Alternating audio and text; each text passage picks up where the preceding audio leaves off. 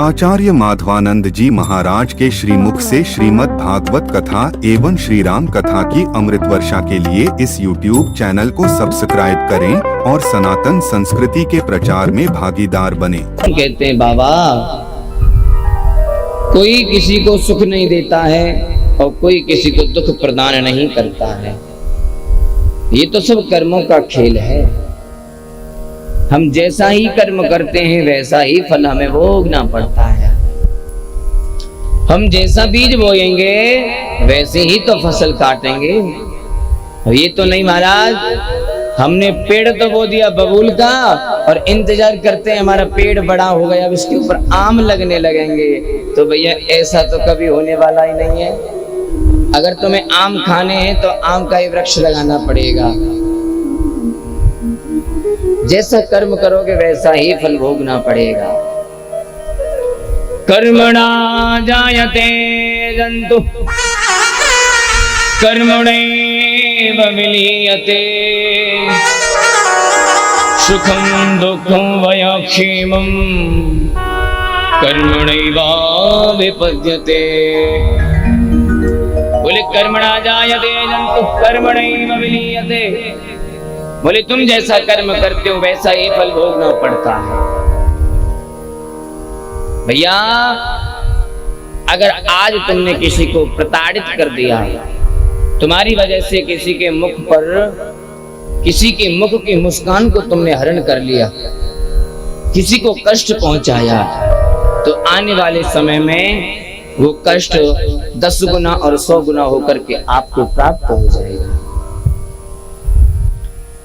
हमारी इस धर्म में, सनातन धर्म में 18 पुराण हैं, कुछ उपपुराण भी हैं, 6 शास्त्र हैं, 60 नीतियां हैं, 108 उपनिषद हैं।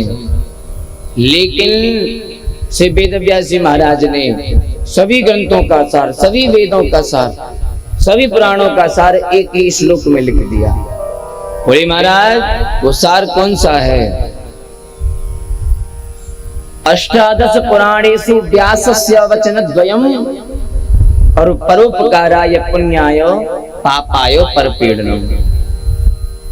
बोले 18 पुराणों का सार एक ही श्लोक में लिख दिया। बोले 2 ही वचन हैं। बोले परोपकाराय पुण्याय, परोपकार के समान, परोपकार के बराबर बड़ा कोई पुण्य नहीं होता है।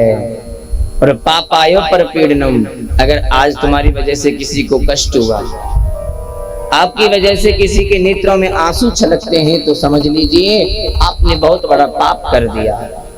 पापाय परपीडनम्, परपीड़ा के समान दूसरा कोई पाप नहीं होता है।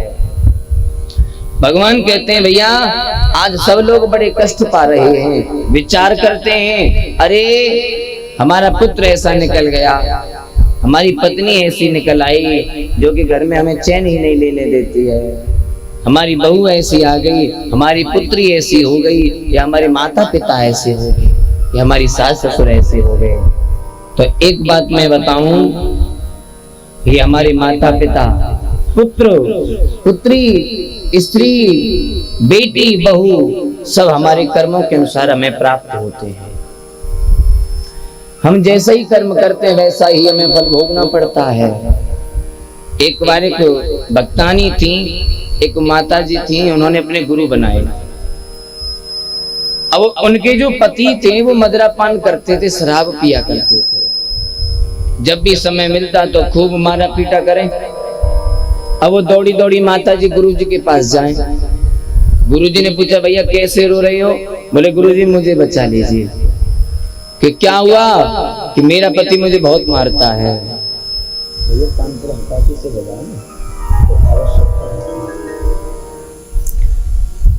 अरे मेरा जो पति है ना मुझे बहुत मारता है, गुरुजी मुझे बचा लीजिए, मैं तो बहुत ज्यादा परेशान हूँ।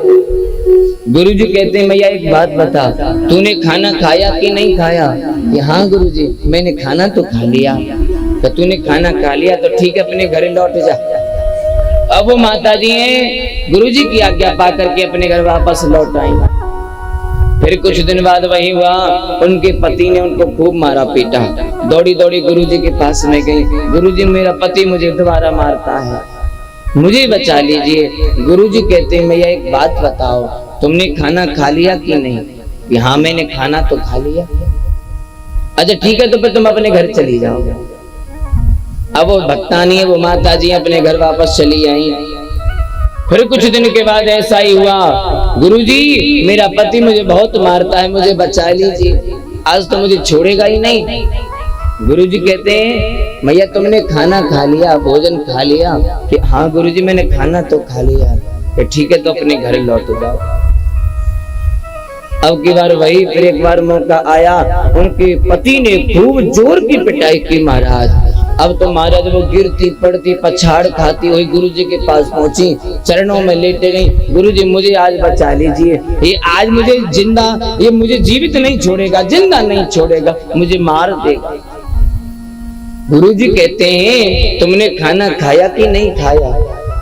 वो माता जी कहती हैं गुरुजी मैं आती हूँ आपके पास में शिकायत लेने के लिए, शिकायत करने के लिए। आप की मुझसे पूछते हो खाना खाया कि नहीं खाया? अरे मैं ये नहीं कहती हूँ कि मुझे खाना नहीं मिलता है, मैं आपसे कहती हूँ कि ये मेरा पति मुझे बहुत मारता है। आप की मुझसे खाने की पूछते हो और भेज देते हो।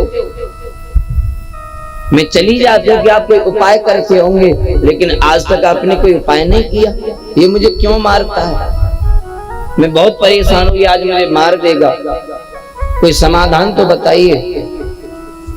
गुरुजी कहते हैं देखो मैया, ये जो तुम्हारा पति है ना, पूर्व जन्म में तुम इसकी सौतेली मां थी और इस अपने पुत्र को तुम खूब पीटा करती थी, खूब पिटाई करती थी। और एक तो बात और, तुम इसको खाने के लिए रोटी भी नहीं दिया करती थी, खाना तक नहीं देती थी, तुम इतनी पिटाई करती थी। आज वही तुम्हारा सौतेला पुत्र तुम्हारा पति बन करके आया है और आज वो तुम्हारी पिटाई करता है। लेकिन देखो मैया, ये तो फिर भी तुम्हारे सौभाग्य हैं कि तुम्हें खाना खाने के लिए देता है, तुम तो इसको कुछ खाने के लिए भी नहीं देती थी। इसीलिए मैं जब तुम आती हो तो सबसे पहले यही पूछता हूँ तुमने खाना खाया कि नहीं खाया। लेकिन ये तुम्हें खाना तो देता है ना। और रही दूसरी बात, अब तक जितनी तुम्हारी पिटाई हुई है ना, ये तो अभी ब्याज ही ब्याज है और मूलधन तो अभी बाकी है।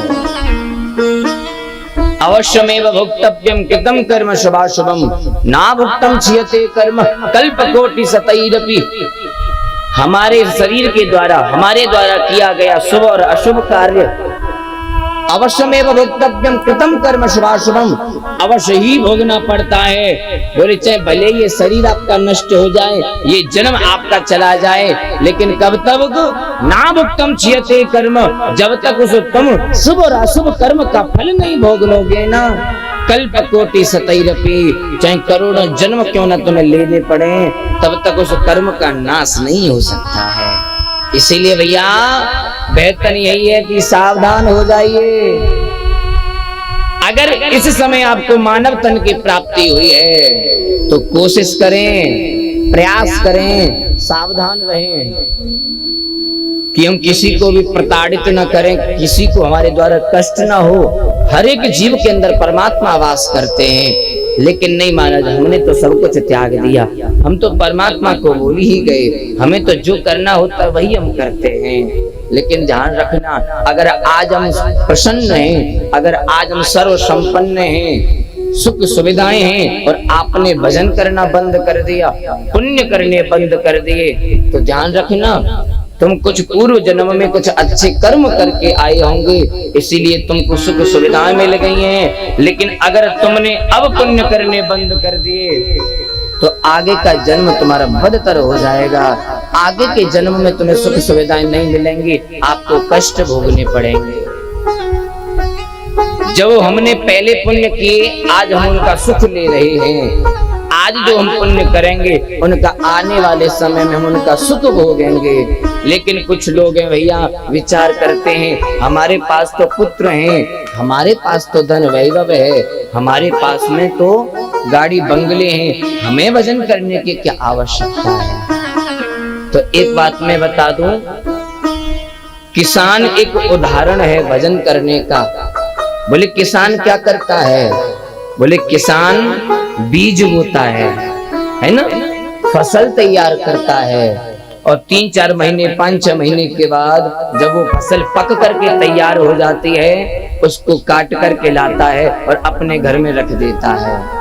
इसलिए बोले अब मैंने अपनी फसल तैयार की, मैंने अनाज पैदा किया है तो अब मैं इसे खाऊंगा और इसी से अपने जीवन को व्यतीत करूंगा। लेकिन क्या वो किसान उस अन्न के उस अनाज के भरोसे बैठता है? नहीं बैठता। वो पुनः दूसरी फसल तैयार करने लग जाता है।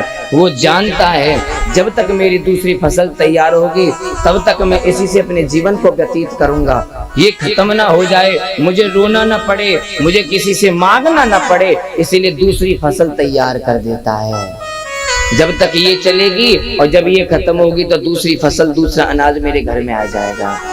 तो भैया उसी प्रकार जो हमने पहले पुण्य कर दिए, जो फसल हमने पहले बो दी, पहले जिन बीजों को बो दिया, आज उसी अनाज को हम प्राप्त कर रहे हैं। उन्हीं पुण्यों के फल को हम सुख सुविधा के रूप में प्राप्त करते हैं। अगर तुमने आगे की फसल तैयार नहीं की, आगे भी पुण्य करने प्रारंभ नहीं किए, दान करना प्रारंभ नहीं किया, तो आगे आपको भीख मांगनी पड़ेगी, कष्ट भोगने पड़ेंगे। जीवन में जितनी भी सुख सुविधाएं हैं वो धीरे धीरे सब समाप्त हो जाएंगी।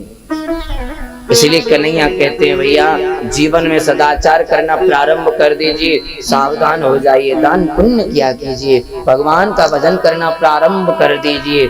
जीवन में केवल आपका भजन ही आपका साथ देने वाला है।